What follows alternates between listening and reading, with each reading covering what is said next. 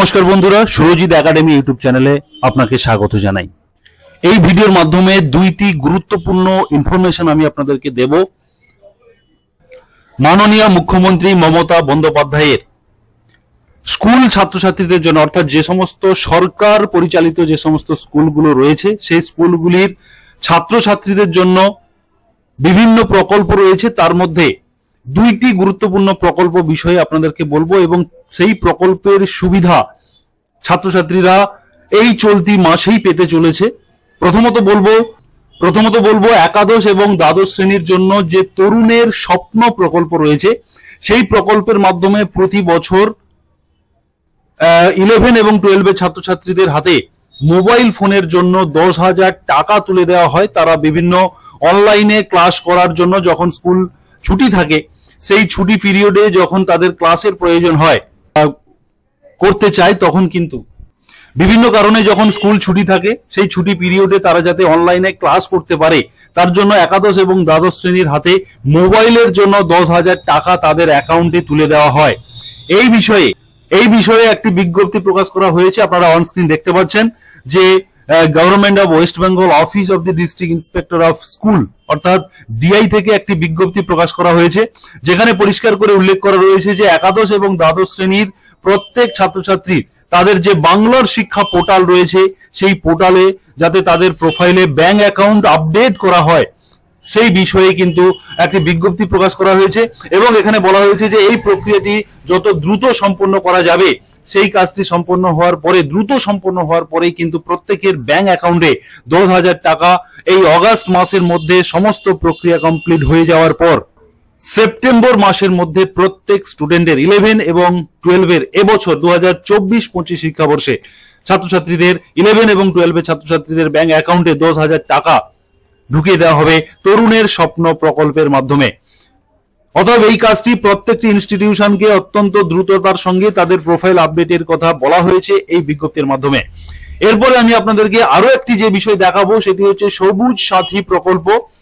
এই সবুজ সাথী প্রকল্প প্রত্যেক বছর নবম শ্রেণী ছাত্রছাত্রীদের দেওয়া হয়। নবম শ্রেণী ছাত্রছাত্রীর জন্য এবছর 2024 শিক্ষাবর্ষে ফেজ 10 10 নম্বর ফেজে এই সবুজ সাথী প্রকল্পের মাধ্যমে যে সাইকেল দেওয়া হয় সেই সাইকেল নবম শ্রেণী ছাত্রছাত্রীরা পাবে এবং তার জন্য ডিস্ট্রিক্ট ওয়াইজ আপনারা অনস্ক্রিন দেখতে পাচ্ছেন যে বিভিন্ন জেলা ভিত্তিক কিন্তু সেই ডেটা সবুজ সাথী প্রকল্পের জন্য যে নবম শ্রেণীর 2024-25 শিক্ষাবর্ষে নবম শ্রেণী ছাত্রছাত্রীদের সমস্ত তথ্য অনলাইন পোর্টালে আপলোড করে দেওয়ার কথা কিন্তু বলা হয়েছে। ডিস্ট্রিক্ট ওয়াইজ এখানে ডেট মেনশন করে দেওয়া হয়েছে। এই ডেট অনুযায়ী কিন্তু প্রত্যেকটি স্কুলকে সেই নবম শ্রেণী ছাত্রছাত্রীদের ডেটা ফাইনালাইজ করার কথা কিন্তু পরিষ্কার করে উল্লেখ করা রয়েছে। আপনাদেরকে দেখাবো যে আলিপুরদুয়ার, জলপাইগুড়ি, কোচবিহার, শিলিগুড়ি, উত্তর দিনাজপুর, দক্ষিণ দিনাজপুর, মালদহ এবং মুর্শিদাবাদ এই ডিস্ট্রিক্টের জন্য 29 তারিখ থেকে 1 আগস্ট পর্যন্ত কিন্তু ডেট দেওয়া হয়েছে।